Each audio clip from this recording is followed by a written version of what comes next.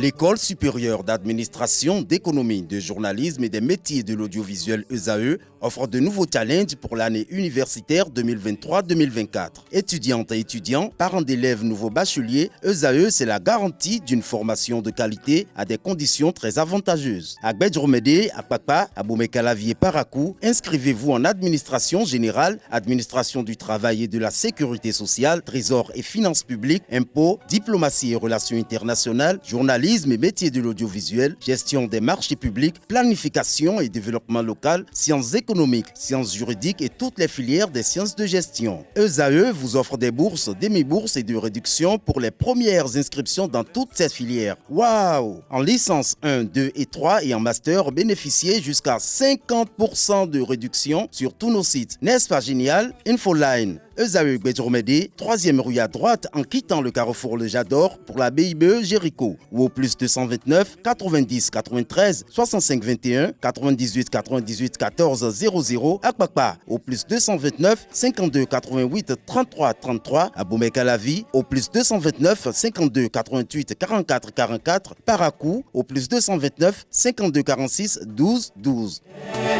ESAE, l'excellence à un nom. Mesdames et messieurs, bonjour et bienvenue sur ce premier numéro de Instant CAN, votre émission qui va décrypter l'actualité de la 34e édition de la Coupe d'Afrique des Nations de football Côte d'Ivoire 2023. Et pour m'accompagner sur ce plateau, j'ai deux personnes avec moi. Colombe Oussou, journaliste reporter sportif à ESAE TV. Colombe, bonjour. Bonjour Anaël, un plaisir de partager ce plateau avec toi. Bonjour également à vous, chers amis internautes. Merci à vous. Nous avons également Carles Kitome, notre aîné, journaliste également à ESAE TV. Carles, bonjour. Bonjour Anaël, bonjour Colombe, bonjour à tous les fidèles internautes qui suivent régulièrement les émissions de ESAE TV. Nous avons un nouveau rendez-vous avec eux maintenant pour qu'ils sachent que tout ce qu'ils ont besoin pour s'informer, ils peuvent l'avoir sur notre chaîne. Effectivement, tout ce qu'ils ont besoin pour s'informer pour la CAN, ils peuvent l'avoir désormais sur ESAE TV à travers l'émission Instant CAN. Eh bien, la CAN a démarré depuis le samedi 13 janvier 2024. Après le match d'ouverture de la Côte d'Ivoire, plusieurs autres matchs ont suivi avec bien de surprises, notamment déjà au niveau de la cérémonie d'ouverture qui a présenté des images agréables. Chers confrères, j'espère que vous avez vécu ces moments avec moi. La cérémonie d'ouverture, Colombe Oussou, comment l'avez-vous appréciée? Il faut dire d'abord que cette cérémonie, je ne l'ai pas réellement suivie, mais après j'ai visualisé les images, puisque j'étais sur d'autres fronts. Mais il faut dire que c'était une cérémonie riche en couleurs, il y avait une grande mobilisation. Je crois que des gens quand même aimaient voir tout ce qui se passait sur la toile, les commentaires des gens autour. Donc c'était réellement bien organisé et c'était une cérémonie qui a quand même impacté une population, quand même tout le monde. Parce que aussi à travers cette cérémonie, il y a eu des chorégraphies, il y a eu, disons, des danses de la Côte d'Ivoire, des différentes danses de la Côte d'Ivoire, et ils ont fait aussi un clin d'œil à l'Afrique du Sud. Donc c'était quand même intéressant. Intéressant, la Côte d'Ivoire qui se vante déjà d'avoir fait la plus belle organisation de cérémonie d'ouverture pour les éditions de la CAN. Carles Kitome, comment l'avez-vous trouvé? Oui, je vois que la Côte d'Ivoire a fait de son mieux pour offrir une belle cérémonie d'ouverture. La chorégraphie, elle était parfaite, il y a eu pas mal de choses. Mais moi, j'étais beaucoup plus préoccupé à voir le ballon rouler. Donc, j'ai vu, c'était beau, mais je ne me suis pas trop apprécié sur cette cérémonie d'ouverture. Mais si les Ivoiriens se vantent d'avoir fait la meilleure, c'est peut-être une des meilleures, mais pas forcément la meilleure, parce qu'on en a vu d'autres qui nous ont vraiment marqués. Bon, les Ivoiriens se vantent d'avoir fait la meilleure. Déjà, au premier rang de cette émission, nous aurons déjà l'intégralité des résultats à ce jour de cette Coupe d'Afrique des Nations. Et pour vous présenter ces résultats, bien sûr suivi du décryptage avec Carles Kitome et moi-même, Colombe Oussou, que peut-on retenir déjà sur les résultats de cette CAN? Déjà, parlons des résultats. Dans le groupe A, on a eu la Côte d'Ivoire qui a lancé sa compétition en fanfare en battant la Guinée-Bissau 2-0. Et le Nigeria le Grand Nigeria qui a fait un match nul 1-1 avec la Guinée équatoriale, ce qui donne comme classement la Côte d'Ivoire à 3 points, le Nigeria 1 point, la Guinée équatoriale 1 point et la Guinée-Bissau qui a 0 point. Il faut dire que dans ce groupe-là, la hiérarchie a été respectée au niveau du match Côte d'Ivoire-Guinée-Bissau, même si d'aucuns pensent que la Côte d'Ivoire n'a pas véritablement fait un beau jeu. Il faut dire que ils ont eu plutôt des chances de but. Des chances de but, même si tout le monde dit ça, il faut dire que l'essentiel c'est de gagner. Donc quand vous avez des premiers matchs comme ça, il faut gagner, avoir le massif de points pour pouvoir se mettre à l'aise pour penser à la prochaine étape. Le Nigeria qui a fait 1-1 avec la Guinée équatoriale, personne ne s'y attendait parce qu'on se disait que c'est le grand Nigeria, ils allaient battre la Guinée. Ça prouve que ces équipes-là, il ne faut pas minimiser certaines nations. Tout le monde travaille désormais et le football, c'est 90 minutes. Il ne faut plus minimiser certaines nations. Mais Kales Kitome, d'où d'avis avec Colombe. Déjà, au niveau de la Côte d'Ivoire, notons déjà que le premier but de la Côte d'Ivoire a été marqué à la 4e minute. C'est-à-dire qu'il faut déjà apprécier le fait que les Ivoiriens, avec cette fougue, pays hôte, ils sont rentrés dans le match avec de la tension, en quelque sorte. Est-ce que ça a été de la légèreté après dans le jeu? Le score a été en leur faveur, mais beaucoup critiquent leur prestation. Oui, mais il faut avouer qu'un match d'ouverture n'a jamais été facile, qu'on soit favori ou pas. Il y a toujours une forte pression qui fait que les matchs d'ouverture sont généralement très très difficiles à jouer. Et j'ai vu une Côte d'Ivoire très très poussive. C'est le match là, moi, je n'ai pas retenu des choses intéressantes de ce match. Vous êtes d'avis avec ceux qui critiquent. La Côte d'Ivoire a eu la chance d'ouvrir le score d'entrée. C'est très bon, ça fait chaud au moral de mettre un but déjà à la 4e minute. Et ça fait également ils ont eu un l'adversaire. capital confiance sur lequel ils ont joué jusqu'à la fin du match. Même s'ils n'ont rien prouvé d'intéressant, ils ont eu ce premier but. Les autres, moralement aussi, ont reçu un coup de massue sur la tête. Et puis après, ils ont essayé de gérer, de faire le reste du boulot. Mais je pense que rien n'est fait, hein. Il y a des matchs beaucoup plus sérieux qui les attendent. Ce n'est plus la Guinée-Bissau après ça. Effectivement, je crois que le match le plus intense qu'ils auront prochainement, c'est face au Nigeria. Le Nigeria qui a d'abord... Il faut rappeler aussi que c'est le début de la compétition. La dernière coupe que la Côte d'Ivoire a remportée avec Yaya Touré, très difficilement, ils étaient entrés en compétition. Très difficilement, mais là, avec un 2-0, pardon, ça permet de remonter. C'est 3 points quand même. 3 points, ça permet de remonter le moral et ça permet de revigorer cette équipe-là. Bon, pas les blâmer. Mais il faut noter tout de suite, généralement, ce n'est pas les équipes qui font le meilleur début de compétition qui gagnent à la fin. Effectivement. Moi, que généralement, ceux qui finissent par remporter le trophée, c'est des gens qui commencent timidement et qui prennent, en fait, c'est comme un moteur diesel qui prend après. Même le Sénégal, au Cameroun, n'avait pas bien commencé. Le moteur a pris. Pour la dernière CAN que le Cameroun, par exemple, a remporté, au premier match, ils avaient fait un match nul. Mais finalement, ils ont fini par remporter la CAN. C'est l'Arabie Saoudite qui a battu l'Argentine qui a fini par décrocher le trophée. Alors qu'il y avait des nations qui ont fait des 4-0 d'entrée. Passons à l'autre match de ce groupe A, c'est le Nigeria face à la Guinée équatoriale. C'est un match qui a surpris tout le monde. L'équipe de Guinée équatoriale qui a tenu tête au Nigeria. En quelque sorte, Kales Kitome. Non, mais il n'y a pas de surprise. Il faut observer la trajectoire de la Guinée équatoriale. Bon, on se disait un peu, le Nigeria est venu avec son désormais ballon d'or africain. C'était une équipe qui est déjà une équipe présentée. Il est avec l'équipe, mais bon, ils avaient un plus. C'est une machine de guerre. Mais on peut faire la lecture depuis 4 ou 5 éditions de la CAN. Le Nigeria a toujours été attendu. Le Nigeria n'est jamais arrivé à bout. Parfois, ils ont été éliminés très très tôt. Même au Cameroun, on les voyait aller loin, mais ils n'ont pas pu. Ils avaient un beau jeu, ils marquaient beaucoup de buts, mais ils ne sont pas allés au bout. Donc, le Nigeria a du mal à prouver depuis quelques années, alors que la Guinée équatoriale fait tout pour tenir son rang depuis la première CAN organisée avec le Gabon qui leur a permis de se mettre un peu en scène. On les a vu quand ils viennent chaque fois, ils mettent en difficulté de grandes nations. Ils font des matchs vraiment mémorables, même s'ils ne vont pas au bout. Donc, ils sont venus là, c'est les trophées de ce groupe-là. Et si le Nigeria n'arrive pas à se mettre à son vrai niveau, je pense que le Nigeria ne passera même pas. Je vois la Guinée équatoriale jouer au trophée et même la Côte d'Ivoire. je ne sais pas s'ils continuent de jouer comme ils l'ont fait, je ne les vois même pas aller plus loin. Et je me dis que ce problème, c'est un problème récurrent pour le Nigeria, puisque le Nigeria, je crois que le Nigeria, c'est l'équipe qui, quand l'équipe se sent en danger, l'équipe produit du beau jeu. Notamment les 2 buts de cette rencontre, nous avons déjà au niveau de la Guinée équatoriale qui marque le premier but de la rencontre déjà à la 36e minute, mais le Nigeria avec son ballon d'or africain qui égalise juste 2 minutes plus tard. Et pendant 5 minutes, on a senti cette équipe vraiment forte, mais après, ça a baissé, c'est resté ainsi, bon, même s'il y a eu des temps de relève en quelque sorte. Donc le problème que vous soulignez, je crois que c'est récurrent au niveau du Nigeria. Le Nigeria reste le Nigeria. Quand ils sont sur 2, ils ne font pas grand-chose. Nous avons vu le Bénin a failli éliminer le Nigeria d'une Coupe d'Afrique ici. C'était un but dans les arrêts de jeu, il ne faut pas oublier. Donc les Nigérians, il n'y a pas une assurance. Ils sont bons, ils ont de bons éléments, ils ont un effectif vraiment qui donne envie. Mais dans le résultat, ce n'est pas probant. La preuve, depuis 5 ou 6 CAN, le Nigeria est toujours attendu. Mais nous n'avons jamais vu un Nigeria pour moi.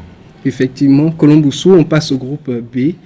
Le groupe B, on a eu Égypte, Mozambique. Le Mozambique qui a tenu tête à l'Égypte 2-2. On a eu 2-2, on a eu Ghana, Cap-Vert, le Cap-Vert qui a dominé le Ghana 2-1. Et donc au classement, on a le Cap-Vert. Le Cap-Vert qui a 3 à la points. première position. À la première position. Mozambique 1 point. Égypte 1 point et le Ghana qui a 0 point. Les grands qui se retrouvent au bas du classement. Les équipes comme minimisées qui sont au haut de l'échelle et les grandes nations, je dirais, qui sont au bas du classement. C'est un peu un début, on peut dire, mitigé peut-être pour eux. Mais quand on suit le match Égypte-Mozambique, on a vu Mozambique, une équipe qui jouait avec de la tempérance. De la sérénité, une équipe très calme, pas trop agitée. Parce que quand il s'agit de l'Égypte, ils pouvaient se dire c'est une grande nation avec l'effectif que l'Égypte a emmené à cette CAN-là. Il faut se dire que peut-être ils peuvent avoir un trouble et un peu tiquer devant cette équipe. Mais non, on n'a pas eu ça. On a eu Mozambique très serein au cours de ce match-là. Je suis d'avis avec vous, une sérénité que tout le monde a remarqué parce que bien plus tôt que la Côte d'Ivoire qui a marqué à la 4e minute, l'Égypte a marqué à la 2e minute son premier but. L'équipe de l'Égypte qui entre dans le match et en même temps au coup d'envoi inscrit un but. Mais on a vu l'autre équipe en face qui a produit tellement un jeu de tempérance, comme Colomboussou l'a dit, a marqué, a égalisé et a marqué un second but avant que Mohamed Salah, pratiquement dans les ultimes minutes, ne puisse égaliser pour prendre les 1 point pour l'Égypte. Khaled Kitome. Oui, mais l'entame de match des Pharaons d'Égypte a été en fait remarquable. Et ils ont été aussi impressionnants que leur club, en compétition de club, ils ont l'habitude de marquer très tôt et après ils font le jeu et ils gagnent presque toutes les compétitions. Donc nous avons vu que les Pharaons, l'équipe nationale a joué un peu comme les clubs, mais le Mozambique était là pour répondre. Et moi j'ai eu l'impression que le Mozambique jouait face au Bénin. Ils ont peut-être étudié ce jeu. Le Mozambique a joué exactement comme ils ont joué face au Bénin. Ils ont joué leur jeu. Ils n'ont pas paniqué. Ils n'ont même pas considéré le palmarès de l'adversaire. C'était comme ils ont joué face au Bénin. Je me rappelle très bien. Et face au Bénin, ils avaient mis un but un peu tôt. Et ils ont dominé le match. Donc ils ont joué comme ça. Ils n'ont pas paniqué. Ils ont montré aux Égyptiens qu'ils étaient 11 comme eux. Ils ont fait rouler le ballon et puis ça a payé. L'UTT, Mohamed Salah, je crois qu'ils auraient eu les 3 points de ce match. C'était une erreur qui est venue dans les dernières secondes. Avec ce Mozambique, parce que ce Mozambique, c'est l'Égypte, hein? Mais c'est bientôt le Ghana. Je ne suis pas sûr que le Ghana pourra faire quelque chose d'intéressant, parce que cette équipe dégage une sérénité qui est même... qui permet qu'on respecte cette équipe mieux que le Ghana aujourd'hui. Le Ghana n'a pas pu poser le ballon à terre comme ils l'ont fait. Tel qu'ils ont joué, s'ils jouent exactement comme ça, je suis sûr que les Ghanéens auront beaucoup de difficultés à les contrer. Parlant des Ghanéens, ils ont courbé les Chines face au Cap-Vert qui aujourd'hui prend la tête de ce groupe-là. Les Ghanéens qui n'ont pas pu vraiment sorti leur jeu habituel et ça a fini sur une défaite. Enfin, il faut dire que le Cap-Vert, c'était pour moi, je me disais que c'est le petit poussé du groupe. Je ne comptais réellement pas sur cette équipe-là, mais battre le Ghana de 1, ça m'a réellement surpris. Non, mais ça m'étonne parce qu'il faut se rappeler ce que le Cap-Vert a fait à la dernière CAN. Le Cap-Vert a fait voir de toutes les couleurs à beaucoup d'équipes. Le Cap-Vert avait joué l'Algérie, n'oubliez pas. Le Cap-Vert avait mis en difficulté presque toutes les grandes nations qu'elle avait croisées à la dernière CAN. Même si elle ne finit pas. Donc c'est une équipe qui a quand même du répondant. C'est une équipe qui a beaucoup de ressources. Et vous savez, le Ghana, c'est un peu comme le Nigeria. Et ils sont toujours attendus, ils ont toujours un effectif. Mais depuis quelques années, le Ghana a du mal à aller de l'avant. Donc, même face au Bénin aujourd'hui, le Ghana, il peut gagner, mais ils ont toujours été en difficulté. On peut dire depuis la boue de Diane, depuis cette Coupe du Monde, le Ghana a du mal à retrouver ses lettres de noblesse. Même en compétition des catégories d'âge, le Ghana n'arrive plus à s'imposer comme c'était le cas. Est-ce qu'on peut dire que c'est dû au fait que plusieurs ténors, les anciens comme Asamoah Gyan par exemple, sont allés à la retraite, on peut dire. Non, mais il y a deux joueurs. Même s'il y a des André Ayou, les frères. André Ayou, c'est fini. Ils sont finissants également. Est-ce qu'on peut dire que c'est la vieillesse de ceux-là qui fait que le Ghana aujourd'hui n'arrive pas? Le Ghana est un vivier. Le Ghana est un vivier. Nous avons une fois le championnat ghanéen qui produit des bons résultats. Les clubs ghanéens se font remarquer sur l'échiquier continental et puis ils ont des éléments remarquables hors du continent. Je crois qu'il y a une question de cohésion. C'est le problème avec toutes ces équipes qui jouent avec beaucoup d'expatriés. Les joueurs n'ont pas le temps de jouer ensemble. Il n'y a pas une très très bonne cohésion. Chacun vient avec son individualité. Mais ce n'est pas les individualités qui font le football. C'est quand ces équipes, il y aura un fond de jeu, il y aura une vraie complicité entre eux que ça va pouvoir produire. Sinon, les grands noms, la Côte d'Ivoire en a eu plein. Mais pendant des années, ils n'ont plus rien gagné parce qu'ils n'ont jamais eu le temps. On parle du Mozambique, Cap-Vert, tout ça. C'est des gens, des équipes qui ont une réserve nationale. Des gars qui sont au pays, qui se connaissent un peu. Et les autres viennent apporter de leur expérience et ça se passe mieux. L'Égypte, c'est d'abord les clubs qui font le gros de l'effectif. Il y a plein d'Égyptiens qui jouent à l'étranger qu'on n'appelle même pas en équipe nationale parce qu'il y a les locaux qui jouent très bien. Donc, c'est ce problème de cohésion qui fait que certaines nations sont aujourd'hui en difficulté sur le continent. Parlons de grands noms et des nations qui sont en difficulté et d'autres qui ne sont pas du tout. On a vu l'entrée en compétition dans le groupe C du champion en titre, du champion d'Afrique, le Sénégal, de Sadio Mané, qui a fait une belle opération. Colomboussou. Oui, le tenant du titre, c'était évident que le tenant du titre batte la Gambie 3-0. Mais j'espérais quand même voir cette équipe de la Gambie nous montrer un beau jeu. Mais la hiérarchie a été respectée. Les Lions de la Teranga ont prouvé qu'ils étaient là. Ils ont battu littéralement la Gambie 3-0. Et après ce match, bien sûr, il y a eu un autre match d'un autre ténor qui, contrairement aux Sénégalais, a été tenu en échec. On a eu le Cameroun-Guinée. Bien avant ce match-là, j'avais déjà dit à certains confrères qu'on aura un match nul et ça s'est réalisé.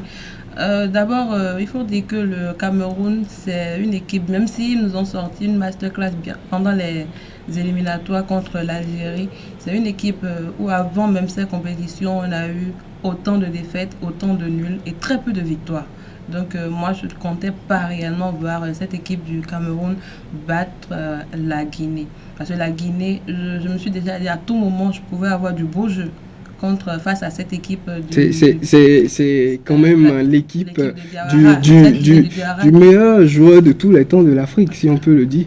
Le Cameroun. Le Cameroun.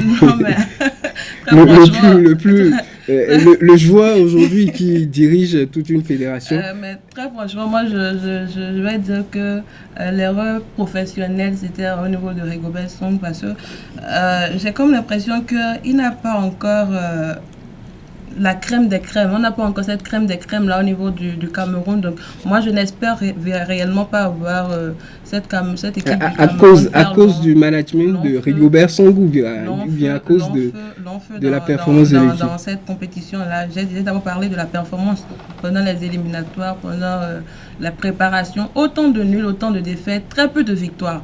Donc c'est une équipe très peu convaincante.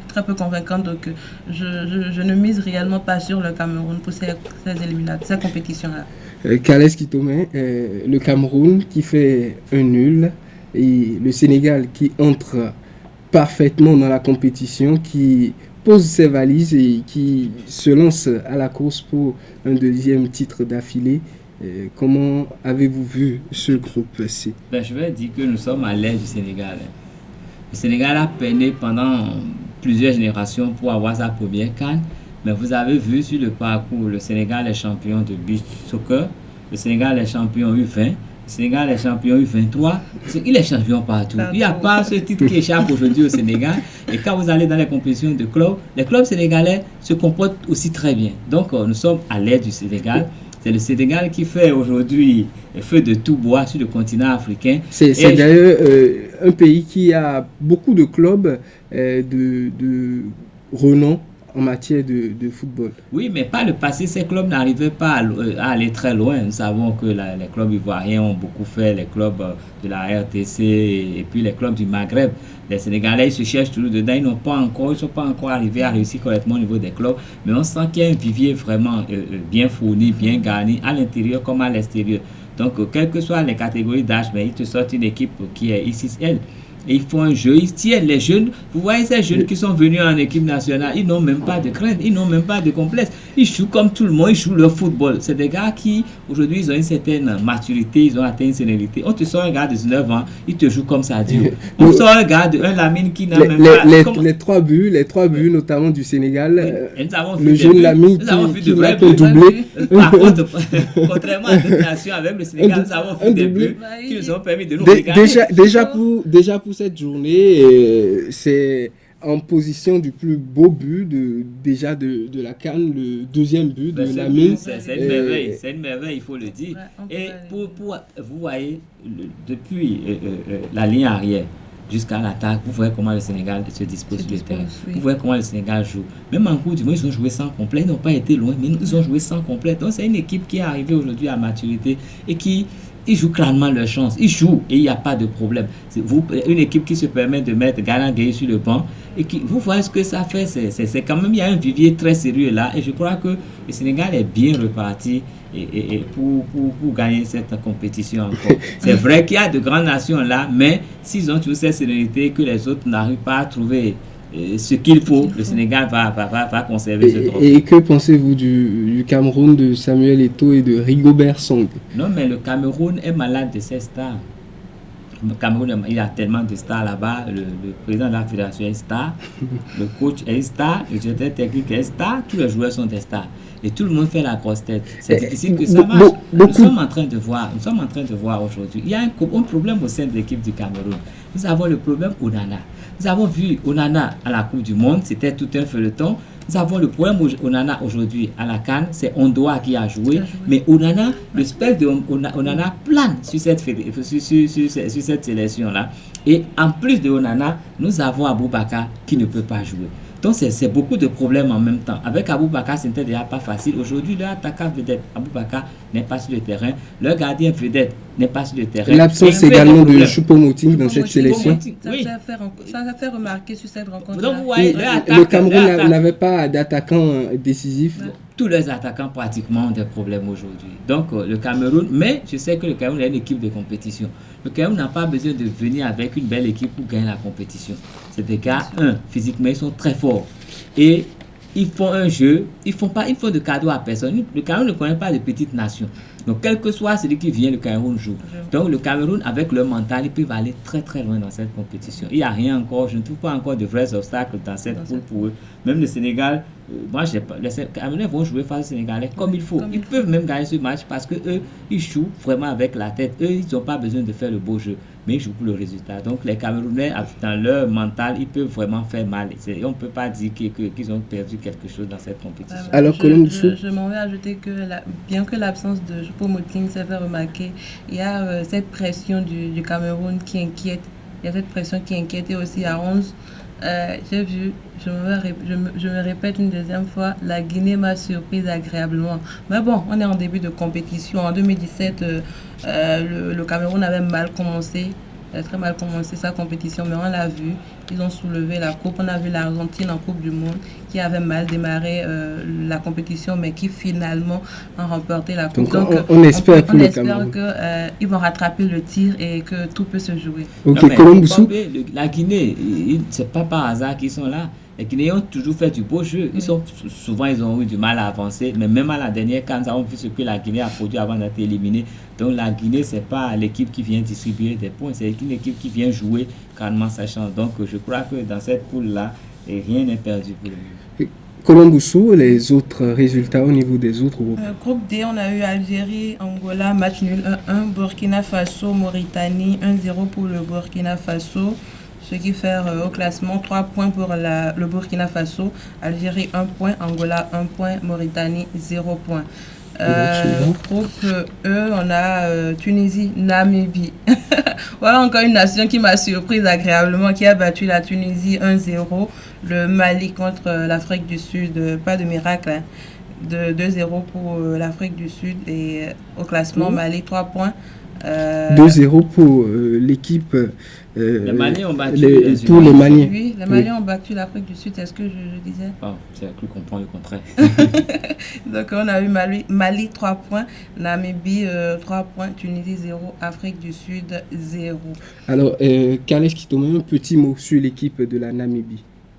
Non, mais les Namibiens, toutes les fois qu'ils sont arrivés et qu'on les a vus en scène, ils ont toujours fait jeu égal avec les grandes nations, que ce soit en éliminatoire. La Namibie se fait éliminer, mais la Namibie n'est pas la nation qu'on peut battre comme on fait. Elle ne ressemble pas à d'autres nations que je n'ai pas envie de citer ici. Quand on a un match face à la Namibie, on sait qu'il y a un match. La RDC, l'Afrique du Sud, tous ceux-là savent que la Namibie, c'est quand même un sacré client. Et ils sont fidèles à leur renommée.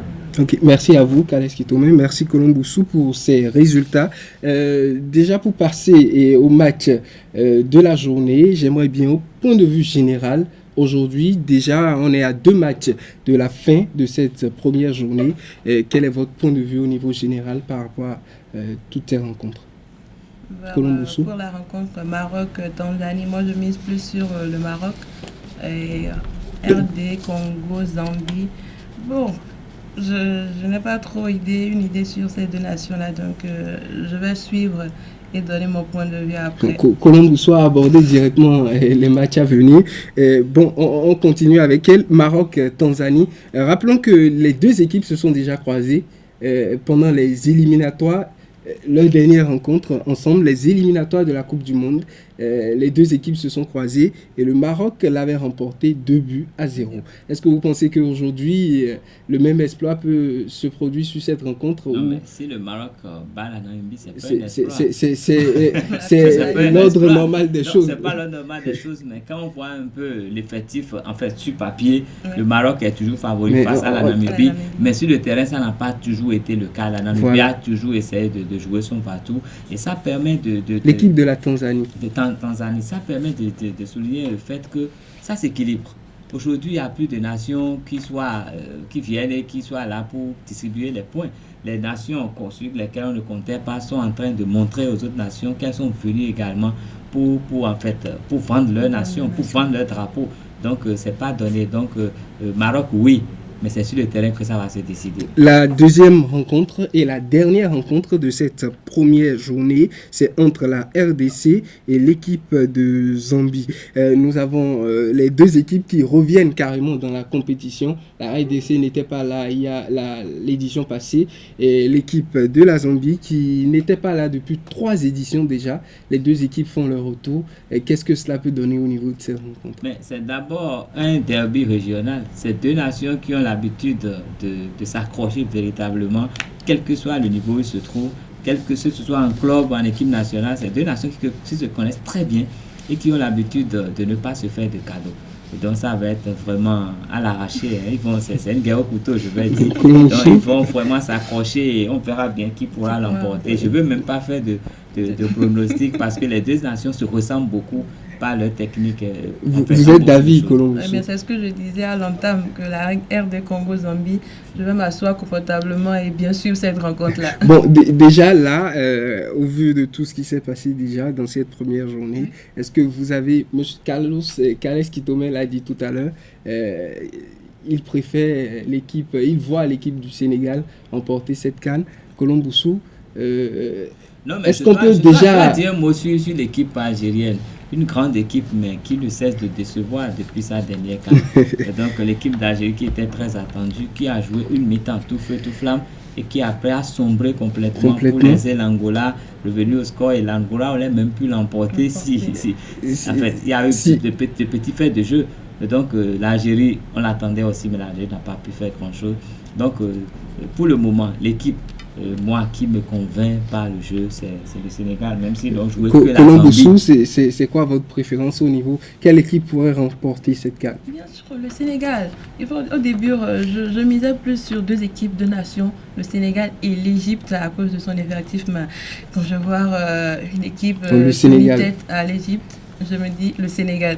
Bon, moi, j'opte plus pour l'équipe de Samuel Eto'o et de Rio Verso. Je vous laisse deviner l'équipe. On est presque à la fin, mais ça me plaît bien de ramener un petit sujet que j'ai lu sur les réseaux sociaux, de fusiller, notamment une personne d'entre vous sait de quoi je parle. Déjà, si l'équipe des Guépards de Guingamp était à cette CAN, compte tenu du jeu que vous voyez au niveau de chaque équipe, est-ce que le Bénin pourrait s'en sortir déjà pour finir? Quelque chose me dit que c'est à cause de ma publication que vous avez soulevé ce problème. J'aimerais bien que vous appréciez cela. Je veux dire que j'ai déjà dit que quand je regarde le jeu de la Namibie, Mozambique, je vois ces nations-là jouer, je me dis nous sommes à notre place. Nous sommes à notre place, bien sûr. Cette CAN-là, nous ne la méritons pas. Donc, il nous faut encore travailler dur. Qu'est-ce qui vous êtes d'avis? Je fais partie du fait que récemment, la Gambie a créé des problèmes au Bénin. La Mauritanie a créé des problèmes au Bénin. La Guinée-Bissau a créé des problèmes au Bénin. Et le Mozambique a créé des problèmes au Bénin. Et quand je vois la prestation de toutes ces nations-là, je trouve que même si les Guépards étaient là, ça n'aurait pas été facile à faire. Je vois ce qui se passe, ça aurait été très difficile. Mais je sais qu'une compétition peut révéler d'autres choses. Peut-être qu'arriver là-bas, le mental pouvait les aider. Mais sur le papier, vraiment, les Guépards dans cette compétition, vraiment, je ne les vois pas. Bon, je crois que je suis... pas qu'on n'est pas patriote, nous sommes patriotes, le vert, jaune, rouge. Je crois que moi, j'ai un avis contraire à vous autres. Je voulais répondre à votre publication d'hier, mais non, pas. Je crois que ce qui apporte ce punch à toutes les équipes, c'est la CAN elle-même. Je crois que le Bénin a cette CAN pouvait avoir ce punch-là pour peut-être rivaliser avec... c'est ça le mental dont vous parlez. À la CAN, ça pouvait être sur le papier, quand on voit les derniers résultats de chacune de ces nations-là, quand on voit ce que ces nations-là produisent, le jeu bien se positionner. Eh bien, bon, merci à vous, Kales Kitome. Nous sommes à la fin de ce premier numéro. Merci, Colomboussou. Merci, chers amis internautes, de nous avoir suivis. Et prenez le rendez-vous dès demain pour la prochaine édition.